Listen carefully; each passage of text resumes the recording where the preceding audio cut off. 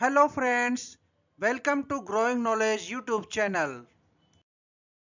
दोस्तों, आज के इस वीडियो में हम बात करेंगे कि सिबिल स्कोर क्या होता है, सिबिल स्कोर को चेक कैसे करते हैं, सिबिल स्कोर की मूवमेंट किन चीज़ों पर डिपेंड करता है और सिबिल स्कोर को इम्प्रूव करने के लिए क्या करें। तो दोस्तों, चलिए शुरू करते हैं आज के अपने इस ग्रोइंग नॉलेज की सीरीज को। सबसे पहले समझते हैं कि सिबिल स्कोर होता क्या है। सिबिल स्कोर एक ऐसा स्कोर है जो आपकी क्रेडिट वर्थनेस को रिप्रेजेंट करता है और इसकी रेंज 300 से लेकर 900 तक होती है। ये स्कोर आपकी पुरानी क्रेडिट हिस्ट्री पर डिपेंड होता है और इसी के बेस पर लेंडर्स डिसाइड करते हैं कि आप लोन के लिए एलिजिबल है या नहीं। हम सिबिल की ऑफिशियल वेबसाइट से अपना सिबिल स्कोर चेक कर सकते हैं। तो चलिए दोस्तों, हम सिबिल की वेबसाइट पर चलते हैं और पूरे प्रोसेस को मैं ब्रीफ में आपको शो करता हूं। वेबसाइट पर आने के बाद आपको इस तरह का इंटरफेस दिखाई देगा। सिंपली आपको यहां get free CIBIL score report पर क्लिक कर देना है। अपना अकाउंट क्रिएट करने के लिए सिंपली जो हमसे इंफॉर्मेशन मांगी है उसको हम फिल कर देंगे।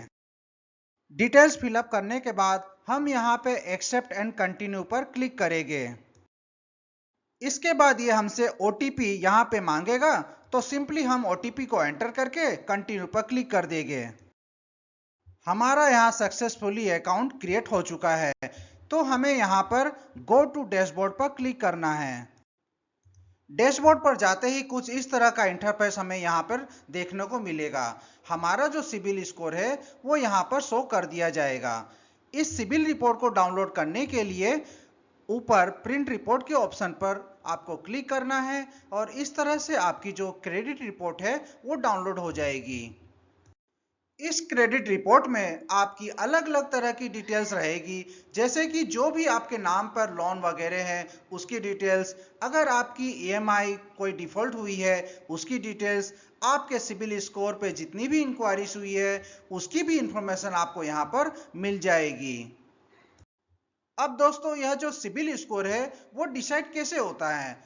तो जितने भी आप लोन्स वगैरह लेते हैं उनका आप किस तरीके से रिपेमेंट करते हैं, कैसे जो है आप अपने ईएमआई का पेमेंट करते हैं, क्या उसमें कोई डिफॉल्ट तो नहीं रहता है, और अगर आप किसी भी तरह की क्रेडिट फैसिलिटी यूज करते हैं जैसे कि क्रेडिट कार्ड यूज करते हैं तो कितना आप क्रेडिट लिमिट यूज करते हैं, उसका कैसे रिपेमेंट करते हैं, तो इनका जो इम्पैक्ट है इस क्रेडिट स्कोर यानी सिबिल स्कोर पर पड़ता है। इनसे ही जो है ये क्रेडिट स्कोर कैलकुलेट किया जाता है।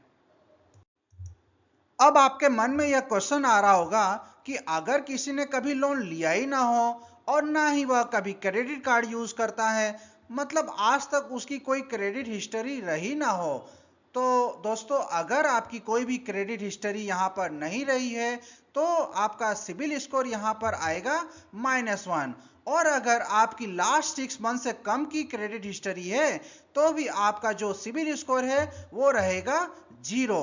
यानी कि एक्चुअल सिबिल स्कोर के लिए एलिजिबल होने के लिए आपकी क्रेडिट हिस्ट्री जो है वो 6 मंथ से ज्यादा की होनी चाहिए। अब दोस्तों, सिबिल स्कोर बढ़ाना है तो क्या करें।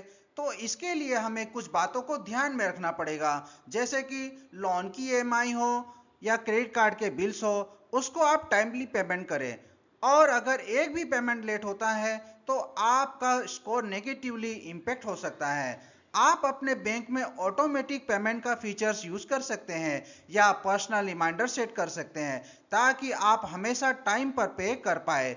दूसरी एक इंपॉर्टेंट चीज और है दोस्तों, आपको अपनी क्रेडिट रिपोर्ट कुछ इंटरवल पर चेक करते रहना चाहिए। आपको लगता होगा कि आपकी क्रेडिट रिपोर्ट में कोई गलती नहीं है, लेकिन अननोन एरर्स आपके क्रेडिट स्कोर को कम कर सकता है। जैसे मान लो आपने एक पर्सनल लोन पे ऑफ कर दिया है लेकिन किसी एडमिनिस्ट्रेटिव एरर की वजह से वो अभी भी अनपेड दिख रहा है, तो ये आपका स्कोर 100 पॉइंट्स या उससे ज्यादा भी गिरा सकता है। ऐसे एरर्स को करेक्ट करना आपके स्कोर को सिग्निफिकेंट बूस्ट कर सकता है, तो इसलिए जरूरी है कि आप अपने क्रेडिट स्कोर को रेगुलरली रीचेक करते रहे। तो दोस्तों, उम्मीद करता हूं आपको आज का ग्रोइंग नॉलेज का सेशन पसंद आया होगा।